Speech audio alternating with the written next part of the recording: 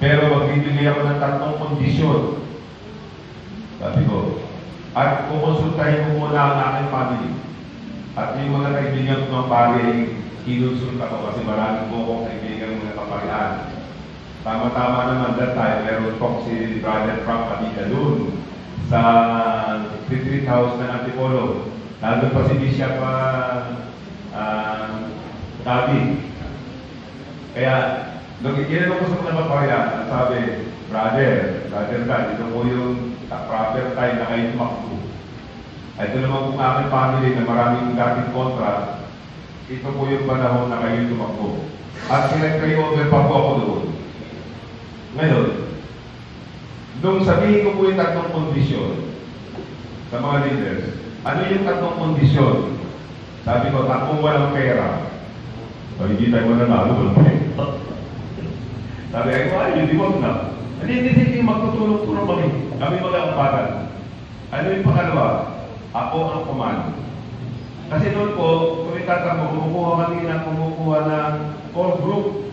At ang core group, sila po yung gumagawa ng strategy at kami yung mga kandidato ay tagasunod lang.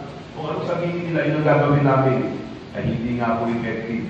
Kaya sabi ko, ako ang komando. Ay pangatlo, susunod kayo lahat. Kaya ganun po nangyari, nanalo po ako ng 2016. At since 2016, kung inaugural ng vote-taking, sinabi ko po yun in public na panunungkulan po ng inyong lingkod ay nakabase sa Bible. Ito po ay matatagpuan nyo sa Colossus 3, verse 23. Ano man ang iyong ginagawa, gawin mo ito ng buong puso na tila sa Panginoon ka naglilingkod at hindi sa tao. Yun po yung sinabi ko po noon. At kasama rin po doon sa inauguration si Father Robert Reyes. Pinupila ko po yun. At nagsalita po si Father Robert Reyes doon sa inauguration sa vote-taking. Ang malinaw na sinabi po ni Father Robert Reyes doon, Mayor Dan, baka naman pagkatapos ng termino mo, patatakbuhin mo ang anak mo, tapos ikaw naman tatakbong vice mayor. Hindi maganda. Yun po yung sabi ni Father Robert Reyes. Mamaya pupunta po tayo doon. Bakit po wala pa kami?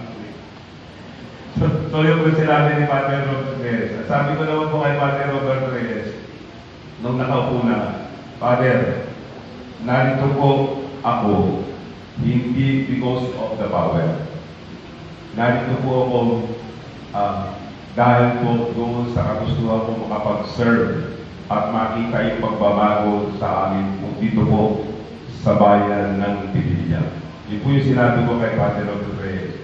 At simulaan po nung kinupo, first day in office, siguro yan, may mga nakasaksi po dito. 7 o'clock, nandun po ako sa lobby ng munisipyo. 8 o'clock, walang dumarating na empleyado. 8:30, isa-isa na datingan. 9 o'clock, pagdating ng 9:30, kalalagyan ng kompleto. First day. Second day in office, about 8 o'clock, isa-isa na ng dadatingan. Pero 7 o'clock nandun ako. Pagdating ng Friday, 7 o'clock naroon ako. Dami na dumarating. Pagdating ng 8 o'clock, kompleto yung empleyado. Pero wala akong sinabi sa empleyado bakit kayo laging late. Ang sinasabi ko lamang, good morning, magandang umaga po. Tapos pagdating ng pangalawang linggo, sabi po sa akin, Mayor, pagdating po ng Friday, umikot po kayo sa bawat opisina at makikita po niyo maraming wala kasi nasa kantihan. Kaya umikot po ako sa mga opisina. At sabi ko po doon sa ibang office, hindi ko naman po naikot lahat. At sabi ko po, yung mga kasama niyo, pag magtsatsanti, sabihin niyo dumaan sa office of the mayor.